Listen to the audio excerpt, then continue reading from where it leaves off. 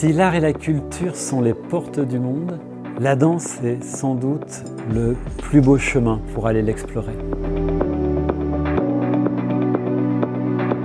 Les troubles alimentaires sont aujourd'hui considérés comme des addictions, des formes de toxicomanie qui coupent l'individu du monde, des amis, de la famille, du travail. Nous développons à l'hôpital un projet où la danse sera un médiateur permettant de parfaire la guérison de ces patients. En effet, l'objectif est de pouvoir, une fois que les troubles alimentaires commencent à aller mieux, à s'estomper, de nouveau s'inscrire dans le monde, de nouveau redonner du sens à la vie et retrouver le goût de la communication avec les autres. Les patientes qui viennent en hôpital de jour, elles manquent souvent de confiance en elles. Elles sont pour la plupart déscolarisées, avec beaucoup de remises en question et une faible estime d'elles-mêmes. Et c'est vrai que l'atelier danse qui est en route depuis plusieurs mois leur permet de participer à différents ateliers. Et dans ces ateliers, elles s'engagent tout ensemble pour créer, que ce soit la danse, mais aussi des textes, partager ensemble des moments.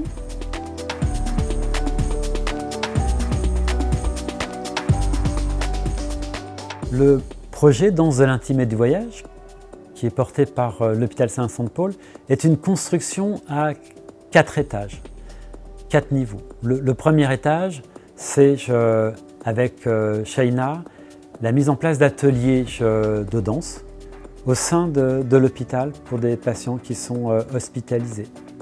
Le deuxième niveau, qui a aussi commencé à l'extérieur des murs de l'hôpital, est une co-construction chorégraphique qui inclut aussi une troupe de danse brésilienne, des danseurs issus d'une favela de Rio et qui participent à ce projet. La troisième étape est la mise en place d'une résidence d'artistes. L'idée, c'est de faire venir nos collègues et amis brésiliens, de faire venir quelques danseurs et pendant 15 jours de pouvoir partager une écriture chorégraphique pour la solder par une représentation publique avec un spectacle où le grand public sera invité. Et puis, cerise sur le gâteau, le 4e étage de cette construction, ce sera d'amener nos patients sur un voyage exploratoire à Rio et d'aller en retour faire une résidence de danse sur Rio avec à la clé, là aussi, un nouveau spectacle qui sera présenté à Rio. Pour les jeunes d'ici, je pense que ça sera super important de voir comment là-bas on a d'autres modèles de corps. On est implanté dans une favela, dans le campus universitaire. Il y a beaucoup qui n'ont pas l'opportunité de faire un cours supérieur. Et je pense qu'il y a une beauté dans la découverte de notre culture, notre façon de voir le monde, notre façon de s'exprimer et notre façon de se rencontrer soi-même. De trouver notre place dans le monde, de se reconnaître dans un autre endroit. Je trouve que c'est un projet super intéressant. De venir, en fait, ça me fait du bien aussi de sortir un peu de la routine habituelle.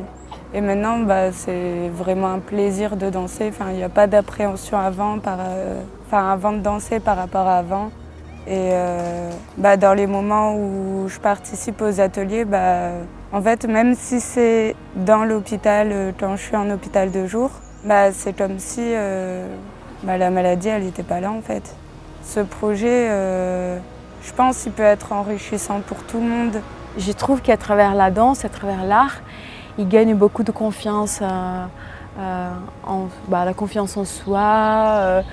Et on raconte aussi nos histoires. Je pense que ça leur inspire aussi à faire leur schéma.